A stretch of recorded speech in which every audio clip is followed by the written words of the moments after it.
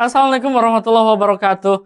Welcome back to Bimbel Nur Fikri Channel with me, Kak Didi. Ya, baik, pada hari ini kita akan membahas tryout teman-teman sekalian yang sudah beberapa waktu lalu dikerjakan, yaitu tryout yang ke-22. Oke, karena keterbatasan waktu, mari kita mulai dari nomor 53. Oke, nomor 53. Pertanyaannya adalah, what is the main idea of the passage? Pertanyaannya untuk di nomor 53 dari TO ke TO kurang lebih akan sama, yaitu menanyakan tentang topik, main idea, purpose, dan lainnya. Ya, oke, baik. Kita bahas dari cara mengerjakan soal main idea terlebih dahulu. Strateginya paling tidak adalah determine the main idea of each paragraph. Kemudian yang kedua adalah conclude. Kan tetapi biasanya di video-video sebelumnya kakak sampaikan bahwa yang harus sahabat juara sekalian temukan pertama kali adalah temukan keywordnya apa, yaitu kata kuncinya apa yang kalian temukan di dalam teks. Kemudian repeated, dia diulang-ulang nggak, diulang-ulang atau tidak gitu. Kemudian setelah itu baru bikinlah atau buatlah sebuah kesimpulan. Oke, baik, sekarang kita lihat teksnya terlebih dahulu ya. Kita mulai dari kalimat yang pertama yang ada di paragraf pertama begitu. There are two types of people in the world. Ada dua tipe orang yang ada di dunia ini. Tapi yang dibahas tentang apa belum kita ketahui ya. Those who shower at night and in the morning. Yaitu ada dua tipe. Ternyata tipe yang dibahas di dalam konteks ini adalah adanya orang yang mandi di malam hari. Dan juga tipe yang kedua adalah orang yang mandi di pagi hari. Apa yang sedang dibahas dalam teks ini berarti kata kuncinya adalah have shower. Yaitu mandi. Mandinya kapan? Yaitu ada di malam hari atau di pagi hari. Kemudian di kalimat setelahnya adalah those who shower at night are doing it right. Dia bilang bahwa orang yang mandi di malam hari itu sudah melakukan hal yang tepat. Oke, begitu ya. Kemudian di paragraf kedua, langsung kepada poin dari penelitian yang ada ini, sebenarnya apakah benar ini ngebahas tentang orang yang mandi di malam hari atau enggak gitu. Sehingga untuk memastikan aja apakah kata kunci yang kita temukan di awal itu sudah tepat ataukah belum. Kalimatnya adalah one study found that as far as sleep goes, yaitu ketika tidur, ada sebuah penelitian yang menunjukkan bahwa ketika kita itu mulai tidur, night shower might have a leg up, yaitu orang yang mandi di malam hari itu mungkin dia akan mendapatkan semacam advantage atau sisi positif atau dampak positif atau manfaat begitu. Kemudian yet another reason why it's okay if you are a night owl. Itu salah satu alasannya adalah itu kenapa kita itu boleh atau boleh untuk melakukan mandi di malam hari gitu. Yaitu kalimatnya adalah if you are a night owl, yaitu ketika kita aktivitasnya memang banyak di malam hari begitu, sehingga boleh untuk melakukan mandi di malam hari. Baik, lanjut ke paragraf setelahnya. For the study, penelitian yang disebutkan di sana berarti penelitian yang ada di sebelumnya. Yaitu hasilnya adalah the women who took a bath or a foot bath fell asleep faster, yaitu perempuan, karena di dalam penelitiannya ternyata dia mengambil ada 9 orang perempuan begitu, dan perempuan yang mandi atau merendam kakinya begitu, ternyata hasilnya adalah fall asleep faster, dia bisa tidur lebih cepat gitu, and self-reported better quality of sleep. Kesimpulannya adalah bahwa dia melaporkan bahwa dia tidurnya lebih berkualitas begitu. Jadi poin yang ada di paragraf ketiga adalah perempuan-perempuan yang diteliti, kemudian dia mandi, kemudian atau minimal dia merendam kakinya sebelum tidur, itu dia mendapatkan kualitas tidur yang jauh lebih baik. Kemudian paragraf setelahnya. Turns out bathing helps us cool down and relax. Ternyata dengan mandi juga bisa membantu kita itu untuk cool down and relax, dan lebih relax gitu. Kemudian di paragraf setelahnya kita mulai dari sini, yaitu cooling down is a signal that tell us we are supposed to go to sleep. Yaitu cooling down itu ya sebuah signal yang menunjukkan bahwa kita itu udah mau tidur begitu. Kemudian di bagian terakhir, still don't think a nighttime shower is something you can get on board with, atau apakah kita masih ragu bahwa dengan mandi di malam hari itu adalah sesuatu yang bisa kita lakukan dan membawa dampak positif? Try the foot bath instead. Ya, cobalah dulu deh dengan merendam kaki di malam hari. Nah, sekarang coba kita cek kesimpulan dari paragraf 1 tadi, dari paragraf semuanya, sorry. Di paragraf 1 tadi menyebutkan tentang orang-orang yang mandi di malam hari itu sudah melakukan hal yang tepat. Di paragraf kedua, ada sebuah penelitian yang menunjukkan bahwa orang yang mandi di malam hari itu dia mendapatkan dampak positif. Begitu. Di paragraf ketiga ada sebuah penelitian yang menunjukkan bahwa perempuan-perempuan yang mandi begitu atau merendam kakinya itu dia bisa tidur lebih cepat dan mendapatkan kualitas tidur yang lebih baik. Kemudian paragraf setelahnya adalah bathing helps us cool down and relax. Ternyata dengan mandi itu bisa membantu kita untuk cooling down dan relax. Kemudian di paragraf setelahnya, cooling down is a signal that tell us we are supposed to go to sleep. Yaitu tentang definisi dari cooling down itu seperti apa sih gitu. Kemudian di bagian terakhirnya, apakah kita masih tidak yakin bahwa dengan mandi di malam hari itu adalah sesuatu yang bisa kita lakukan dan mendapatkan manfaat yang baik?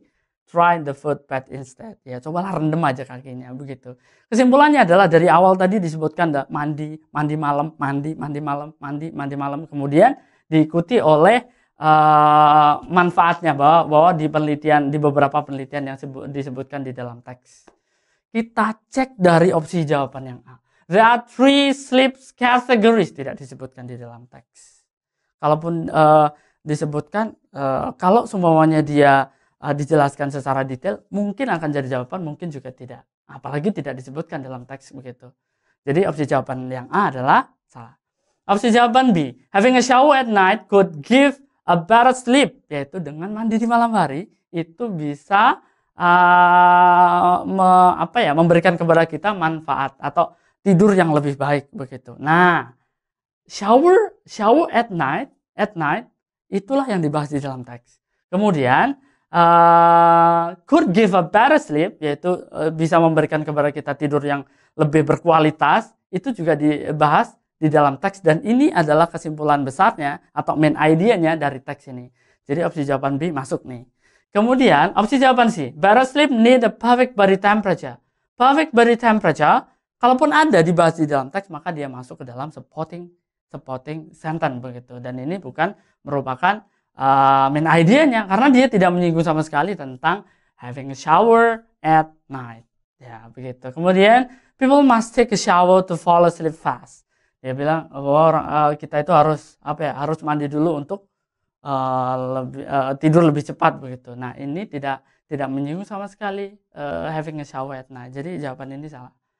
Kemudian opsi jawaban E, taking a bath is better in the morning than at night. Nah, perbandingan ini juga tidak dibahas di dalam teks, sehingga jawaban yang tepat adalah opsi jawaban yang B. Begitu ya. Oke, jawabannya B. Oke, coba kita lanjutkan ke nomor 54. Coba kita cek. The word like up in paragraph 2 means bla bla bla. Oh, ini pertanyaan tentang vocabulary. Yang paling umum sebagaimana kakak jelaskan di video sebelumnya adalah dia berupa sinonim.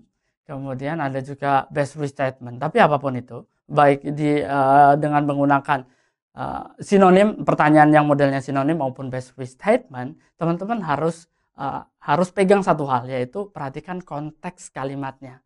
Yaitu ketika diminta untuk mencari sinonimnya pun oke. Ketika diminta untuk mencari pengganti kata yang tepat dari kalimat yang ditanya pun juga oke. Sekarang kita strateginya jadi seperti ini. Guess the meaning from the context. Tebak berdasarkan konteksnya apa. Begitu teman-teman. Oke, kita lihat konteks kalimatnya. One study found that as far as sleep goes, night shower might have a leg up. Itu adalah kalimatnya.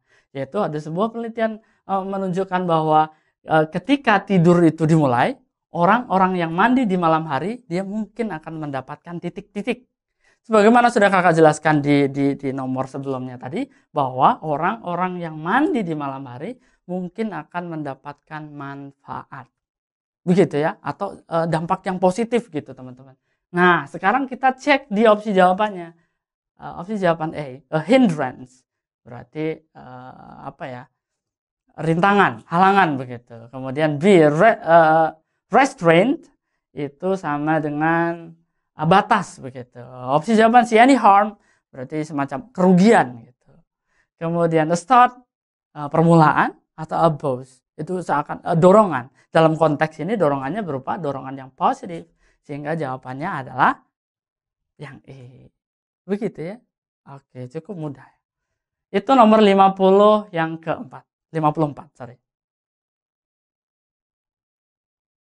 Oke, baik. Kita lanjutkan sekarang ke nomor yang ke-54.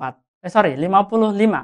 Pertanyaannya adalah, what does the text suggest people who disagree with the idea of having a nighttime shower?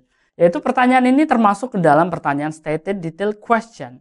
Dan untungnya di dalam kalimat pertanyaan ini di sana terdapat kata kuncinya, yaitu people who disagree with the idea of having a nighttime shower. Nah, sekarang kita coba baca cara mencari jawaban untuk stated detailed question seperti apa. Yang pertama adalah read the sentence or sentences related to the question.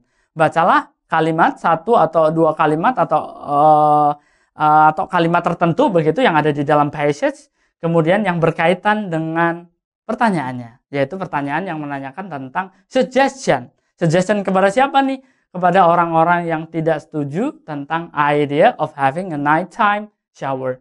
Kemudian conclude, baru kita simpulkan. Nah, sekarang yang harus kita lakukan adalah kita harus mencari di dalam teks tentang people who disagree with the idea of having a nighttime shower. Ternyata kita temukan di paragraf yang terakhir, teman-teman. Kalimatnya adalah, still don't think a nighttime shower is something that you can get on board with.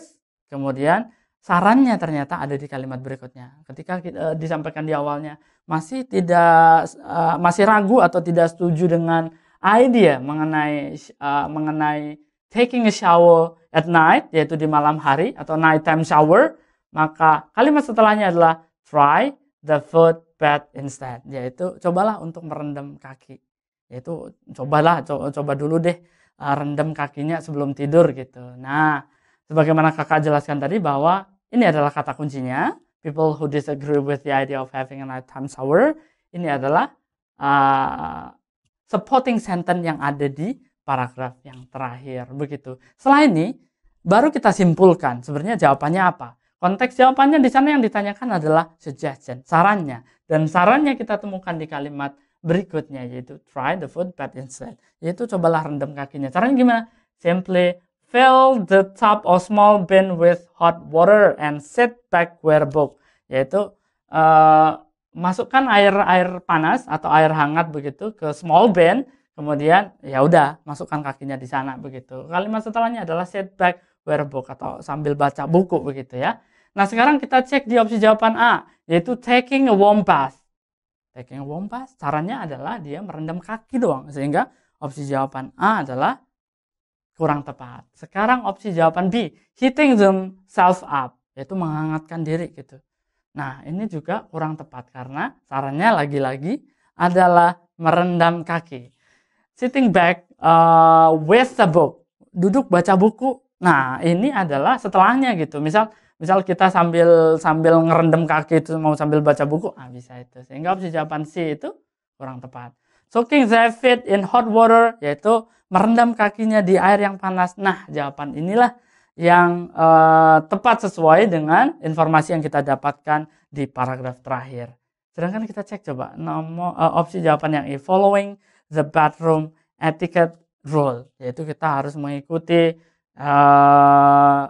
rules, ethics rule yang ada di bathroom, dan ini kurang tepat juga begitu. Sehingga jawaban yang paling sesuai dengan konteks yang ada di dalam passage adalah opsi jawaban yang D. Begitu ya. Oke, baik, kita lanjutkan ke nomor yang selanjutnya.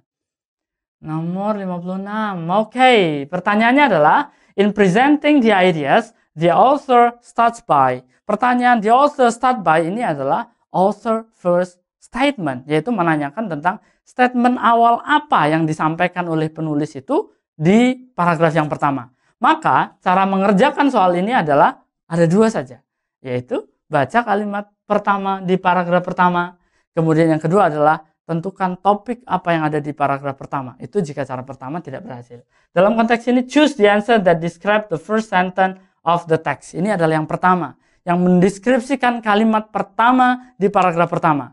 Tapi kalau semuanya di kalimat pertama kalian belum menemukan idenya nih apa nih sebenarnya, maka tugas kalian selanjutnya adalah topik paragraf pertama. Jangan sampai lupa ya, kalimat pertama paragraf pertama simpulkan, atau kalau tidak ketemu dengan cara itu maka lakukan langkah yang kedua, yaitu tentukan topik paragraf pertama, bukan yang lain. Oke, sip. Baik, kita lanjutkan ke paragraf pertamanya. Paragraf pertamanya di kalimat pertama, ternyata idenya udah ada gitu.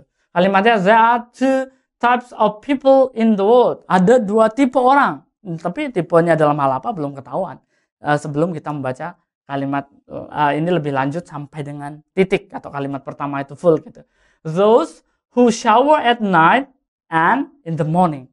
Yaitu ada orang yang mandi di malam hari, kemudian ada juga orang yang mandi di pagi hari. Ada dua tipe orang itu. Jadi, paragraf pertama, kalimat pertama yang sedang dijelaskan adalah tentang adanya tipe orang. Tipe orang apa nih? Tipe orang yang mandi di malam hari dan orang yang mandi di pagi hari. Ya, kebiasaan mereka seperti apa gitu.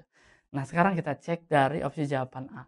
Mentioning the showering habits of most people in the world. Yaitu dia menyebutkan tentang kebiasaan-kebiasaan mandi orang-orang yang ada di dunia. Dan ini jawaban masuk nih, yaitu mungkin menjadi jawaban yang tepat nih begitu, karena dia menyebutkan tentang kebiasaan-kebiasaan orang, yaitu orang yang ada yang mandi di malam hari, ada juga mandi yang di pagi hari. Opsi jawaban B, showing a research finding supporting the idea of nighttime shower. Di paragraf 1 dia masih menyebutkan adanya orang yang mandi di pagi hari, ada juga yang di malam hari gitu, sehingga research findingnya ini kurang tepat. Kemudian kalau disebutkan nighttime showernya saja juga kurang tepat. Revealing a fact that there are only two kinds of people in the world, yaitu menyebutkan tentang adanya fakta bahwa hanya ada dua tipe orang di dunia ini. Ini terlalu berlebihan. Kalau di teknik eliminasi, teman-teman dapat menemukan kata only, yang mana di teks yang ada di paragraf 1 itu tidak menyebutkan tentang only tersebut. Ini hanya ada dua orang, itu nggak ada, sehingga ini berlebihan. Sehingga opsi jawaban C pun kurang tepat. Opsi jawaban yang D, showing the differences between having a bath at night and in the morning.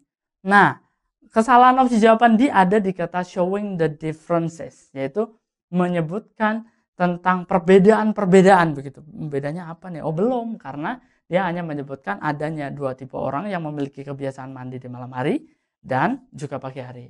Sehingga opsi jawaban D salah. Opsi jawaban is suggesting two ways of enjoying a beneficial bath. Ini pun juga jawaban yang lemah, karena dia seakan-akan dia memberikan saran dua cara untuk enjoying beneficial bath gitu. Padahal yang dijelaskan adalah kebiasaan orang gitu, yaitu dua tipe orang yang ada yang mandi di pagi hari, ada juga yang di malam hari. Sehingga jawaban yang tepat adalah opsi jawaban yang A, yaitu mentioning the showering habit of most people in the world. Oke, baik, kita lanjutkan pembahasannya ke nomor yang ke-57. Kita lihat terlebih dahulu pertanyaannya. Based on the passage above, it can be inferred that bla bla bla. Pertanyaan ini tentu teman-teman masih ingat bahwa ini adalah termasuk ke dalam tipe soal implied detail question, yaitu menanyakan informasi yang tersirat di dalam teks. Kemudian cara mengerjakannya bagaimana? Pada umumnya kalau yang sudah kakak sampaikan di beberapa video atau di video sebelumnya, yaitu biasanya pertanyaan inference, implication atau implied detail question itu tidak akan jauh dari main idea-nya apa begitu. Tapi yang satu hal yang perlu teman-teman pastikan adalah bahwa find at least one supporting sentence for the answer chosen, yaitu temukan minimal satu kalimat yang menjadi kalimat rujukan kenapa teman-teman memilih jawaban yang itu begitu. Baik, kita mulai.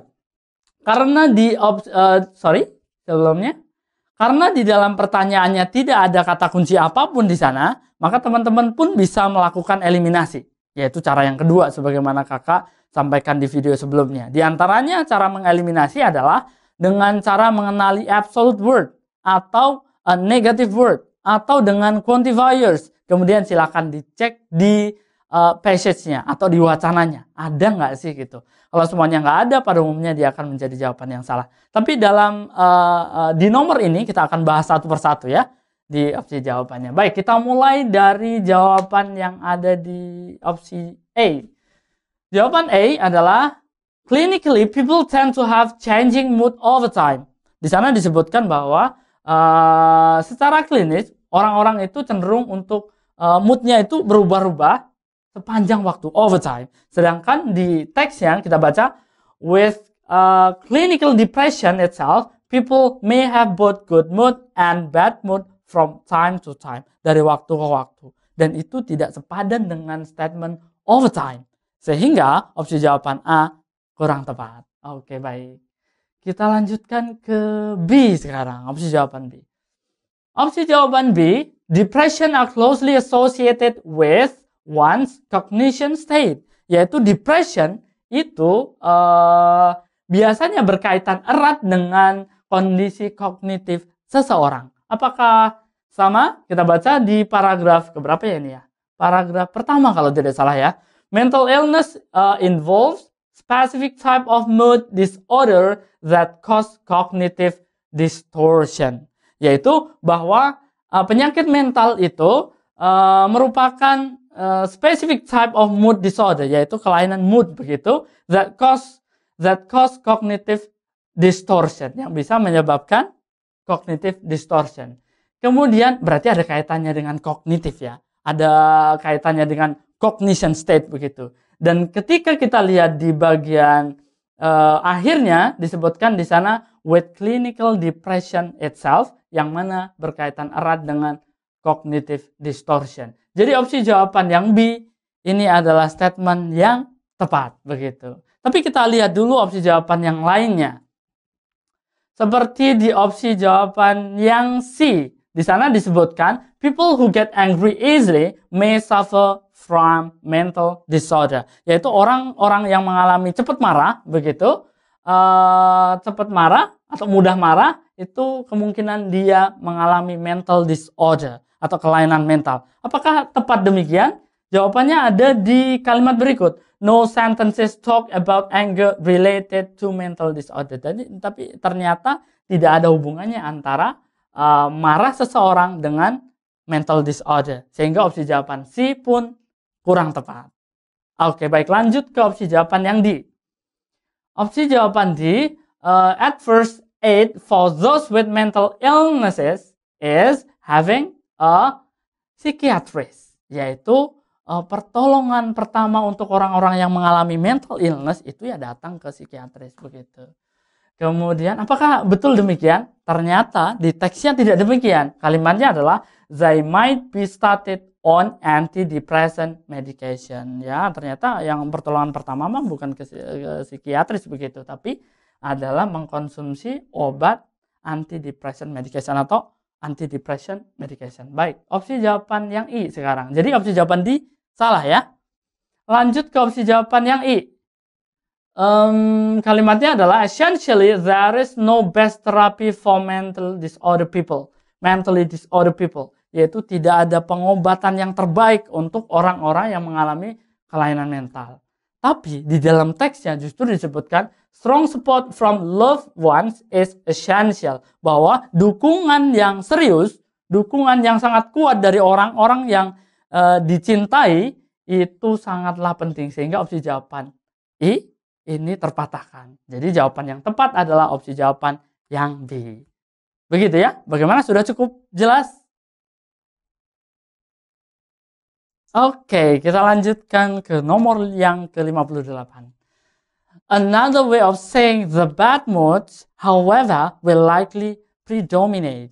Jadi untuk memahami atau mencari jawaban dari pertanyaan ini adalah kita harus tahu dulu nih apa nih pertanyaan tipe apa ini begitu. Nah, untuk nomor 58 ini ternyata tipenya adalah restatement question. yaitu pertanyaan restatement. Atau kalau biasanya seperti yang di video sebelumnya kakak sampaikan, ini adalah bentuk sederhana daripada vocabulary. Kalau vocabulary ya satu kata aja gitu. Nah, sedangkan ini satu kalimat full dan kita diminta untuk merestate atau say again in a different sentence gitu. Kita mengungkapkan kembali dengan makna yang sama dengan kalimat yang berbeda begitu. Nah, sekarang kita cek cara menjawabnya bagaimana ya. Cara menjawabnya adalah choose an answer that has similar meaning, yaitu pilih opsi jawaban yang memiliki arti yang mirip begitu atau similar. Kemudian with the citation in the question, dengan kalimat yang ditanyakan di dalam pertanyaan. Nah, sekarang coba kita cek terlebih dahulu apakah ada kalimat yang oke, konteksnya ya, kita baca terlebih dahulu.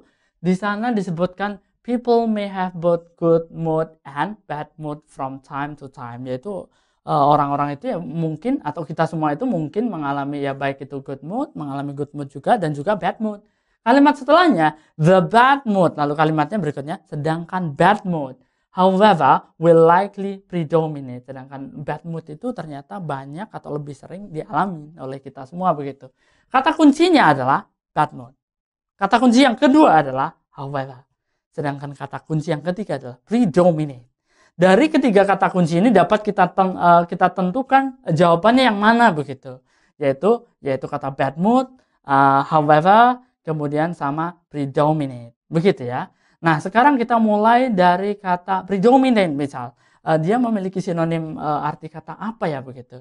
Nah, di dalam opsi jawaban di sana, misal dari opsi jawaban yang A, even so more and more people suffer from bad feeling. Nah, ini kurang tepat. Even so more and more. Kemudian di opsi jawaban B, nonetheless ini sama dengan however, depression happen to anyone more often. Nah, ini jawaban yang kurang lebih memiliki sinonim atau arti kata yang sama. Nonetheless, however, depression happen to anyone, yaitu depression dan bad mood happen to anyone more often. More often itu maksudnya adalah lebih sering dibanding dengan good mood begitu. Lebih sering hadir di kita atau di orang-orang daripada yang good moodnya. Opsi jawaban C, yet one's happiness in life tend to be hard to be achieved. Tiba-tiba dia meskipun begitu happiness, kebahagiaan di kehidupan seseorang itu lebih susah. Nah, ini dia tend to be hard to achieve, atau yaitu susah banget untuk dicapai. Nah, ini kurang tepat, tidak sesuai dengan keyword atau kalimat yang ditanyakan. Misal opsi jawaban yang D, there is a general tendency of feeling sorrowful. Kata sorrowfulnya tidak mewakili apapun dari keyword yang kita temukan tadi. Nevertheless, people tend to feel gloomier at time. Ini pun tidak tepat. Ya, tend to gloomier at time. Nah, sehingga jawaban yang tepat yang mana nih? Balik ke opsi jawaban yang B ketika dia sebutkan meskipun begitu depression atau bad mood itu lebih sering hadir di orang-orang atau di kita semua begitu. Jadi jawabannya adalah yang B. Oke, baik, kita lanjutkan ya ke nomor yang ke-59. Baik, kita cek terlebih dahulu.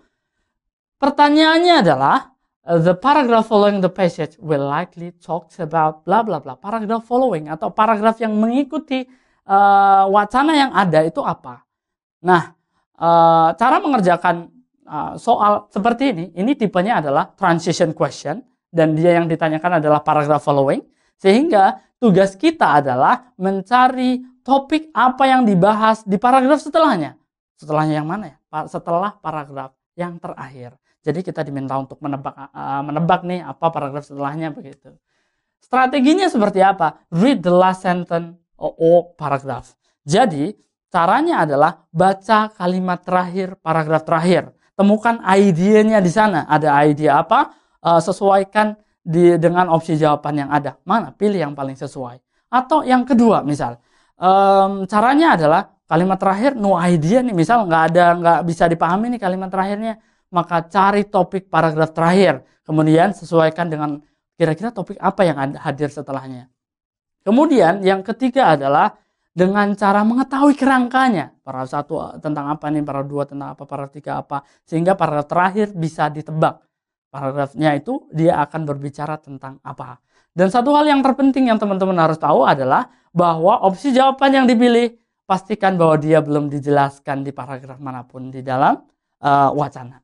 Baik, kita lanjut ke teksnya berarti ya. Di paragraf terakhir ini poinnya apa ya begitu? Beyond unipolar depression which might stem from thyroid mood swing or bla bla bla. Yang intinya dijelaskan di paragraf ini bahwa ada dua hal saja, yaitu adanya bipolar disorder. Kemudian yang kedua adalah the signs, yaitu tanda-tandanya. Nah, kalau sudah kita temukan adanya dua poin ini, maka temukan kira-kira dari poin itu mana yang dibahas di opsi jawaban. Contohnya adalah ada kata bipolar di opsi jawaban A. Kemudian ada lagi di opsi jawaban E. Untuk selain itu, dia tidak membahas tentang bipolar disorder. Sehingga dengan cepat teman-teman bisa eliminasi opsi jawaban B, opsi jawaban C, dan opsi jawaban yang D. Nah, sekarang kita cek di masing-masing opsi jawaban antara A dan E. Misal di opsi jawaban E terlebih dahulu. Description of unipolar and bipolar types. Kok tiba-tiba dia ngebahas tentang unipolar and bipolar types ya? Kata unipolar ini terlalu melebar. Jadi yang dibahas tentang bipolar disorder ternyata dibahas juga di sana unipolar. Jadi tipe yang lain begitu. Sehingga opsi jawaban yang tepat adalah A. Yaitu follows up action for anyone experiencing bipolar psychosis. Begitu. Jadi jawabannya. Bagaimana? Sudah cukup jelas ya? Oke, kita lanjutkan ke nomor yang terakhir. Wow, nomor terakhir ya. Kita lanjut ke nomor 60. In paragraph 2, the author present a serious case of mental disorderliness, followed by bla bla bla. Pertanyaan ini adalah tipe pertanyaan text organization, yaitu di mana teman-teman harus tahu kerangka karangan bagaimana wacana ini ditulis gitu. Kerangkanya gimana sih gitu. Nah, sekarang kata kuncinya sudah tersedia di pertanyaannya, sehingga sebagaimana kakak sering ingatkan, perhatikan pertanyaannya, kenali pertanyaannya, kemudian temukan kata kuncinya jika ada. Kalau nggak ada berarti mau nggak mau harus elimination. Baik, strateginya, cara menemukan jawaban ini adalah find the sentences containing the keyword in the question. Temukan kalimat yang mengandung kata kunci yang ada di dalam pertanyaan. Kata kuncinya adalah serious case of mental disorderliness. Sehingga setelah itu dia akan membahas apa? Choose an answer that describe what is discussed in the next sentences. Yaitu pilih jawaban yang mendeskripsikan poin yang didiskusikan atau dijelaskan di kalimat berikutnya. Tapi teman-teman perlu ingat juga bahwa yang pertama bisa jadi dia ada di kalimat berikutnya. Tapi ada kemungkinan lain juga jika kalimat berikutnya itu bukan merupakan ide baru, bisa jadi dia ada di paragraf berikutnya. Maka perhatikan baik-baik pertanyaannya begitu. Sebenarnya dia membahas tentang apa. Nah, sekarang di paragraf kedua kita fokuskan ke serious case of mental disorderliness. Oke, when people are excessively pessimistic, ketika orang mengalami pesimis, kemudian feel likely they are experiencing midlife crisis, they might very well be suffering from a major depression disorder. Mungkin mereka malah mengalami major depression disorder. Misery and lack of hope may come to the forefront, and people might very well feel that they can no longer on. Seakan-akan nggak ada harapan lagi begitu. Nah, setelahnya ini membahas tentang apa? It is at this point that they will need to schedule a consultation with licensed therapist. Yaitu yang harus dilakukan adalah ya perbanyak konsultasi, kemudian perbanyak komunikasi dengan siapa nih? Dengan terapis. Jadi ini berisi tentang apanya ya? Berarti apa yang harus dilakukan ketika seseorang mengalami hal tersebut? Hal tersebutnya adalah apa nih? Depression ya, major depression disorder. Sehingga hal yang harus dilakukannya berupa apa berarti? Apakah argumen? Bukan.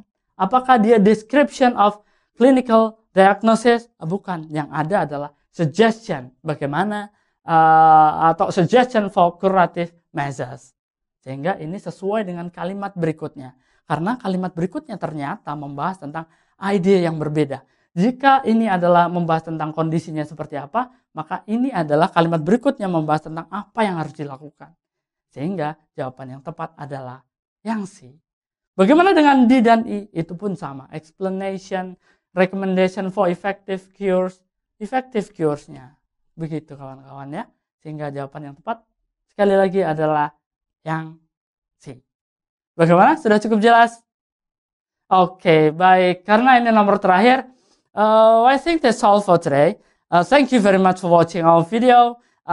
Pesan kakak adalah terus semangat untuk belajar, kemudian latihan terus, kemudian buka NF Juara, kemudian kerjakan soal-soal atau tipe-tipe soal yang kira-kira teman-teman belum begitu pahami.